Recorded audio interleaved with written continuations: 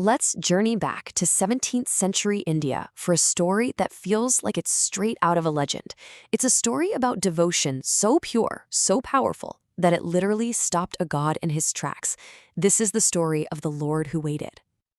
So, let's set the scene. We're on the Danda, the grand road of Puri.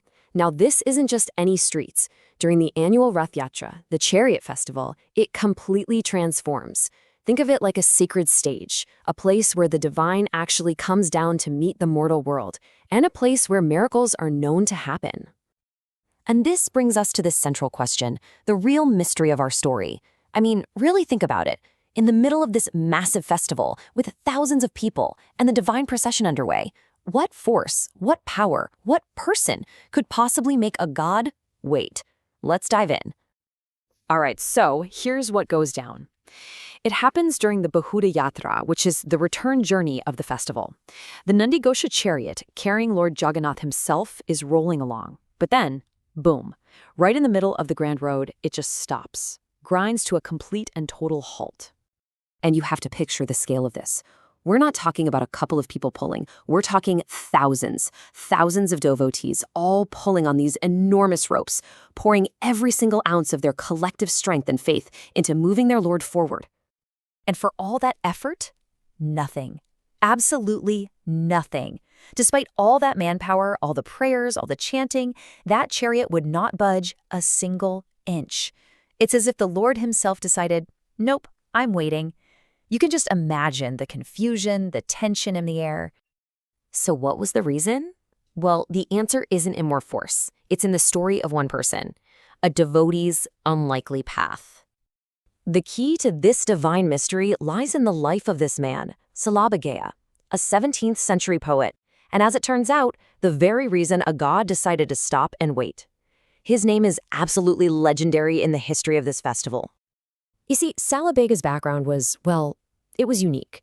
He was born of two completely different worlds. His father, Lal Beg, was a Mughal military commander. But his mother? She was a devout Brahmin woman, and she filled his childhood with stories and songs about Lord Krishna. So even though he grew up in a Muslim family, these little seeds of a totally different faith were being planted in him from day one.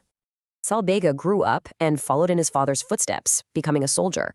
But then his life took a massive, dramatic turn. He was gravely wounded in a battle, we're talking on the verge of death. And it's his mother who urged him, just chant the name of Lord Krishna. He did, and in a flat-out miracle, he was cured. That one moment changed everything. Salabhaga turned his back on the life of a soldier and dedicated his entire existence to the Lord who had saved him. But his devotion would be tested. Which brings us to a prayer across the miles. Now here's the thing. Salabhaga's devotion faced a huge roadblock. Because of his birth, he wasn't allowed to enter the main temple. Can you imagine? So his one and only chance to see his beloved Lord was during the public Rath Yatra. This festival meant everything to him. But then, one year, it's a total disaster. He's all the way in Vrindavan, far from Puri, when he falls terribly ill. And the realization must have been just crushing. He couldn't walk back in time. So from his sickbed, heartbroken, he did the only thing he could. He began to pray, composing a song from the very depths of his soul. And what was this epic prayer? It was simple. It was a raw, desperate, pure-hearted plea.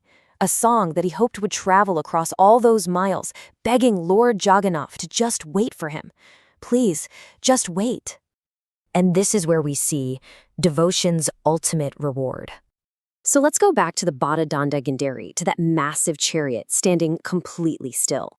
Salabhaga's prayer, sent from so far away, was about to get a very public answer. The Lord waited. The chariot remained frozen until a weary, breathless Salabhaga finally pushed his way through the stunned crowd. And in that instant, it all made sense. In that incredible moment, he got what his soul had been longing for. Standing right there before the chariot, Salabhaga had his heart's fill of his Lord's divine sight, or darshan, a profound, silent reunion between a god and his most sincere devotee. And as soon as Salabhaga had seen his Lord, as soon as that promise was fulfilled, you know what happened? The chariot began to move again. Just like that, it rolled forward as if it had never stopped, continuing its journey back to the temple. The miracle was complete. So this isn't just some old story. Solbega's legacy is literally built into the landscape of Puri. His final resting place, his samadhi, is at a place called Balagandi, the exact spot where the chariots waited. And his beautiful devotional songs, his bhajans, they're still sung all across the region today. He is very, very much remembered. Ultimately, when you boil it all down, the story of Salabega is just this powerful proof of a universal truth. It shows that a pure heart and true devotion, they transcend all the barriers we humans create. It didn't matter who his father was or what religion he was born into. All that mattered was the love in his heart. And that really leaves us with a final thought, doesn't it? This story from the 17th century speaks so directly to us now. It makes you wonder, if a God can ignore social rules to honor a pure heart, what barriers are we still placing on faith and devotion in our own modern world?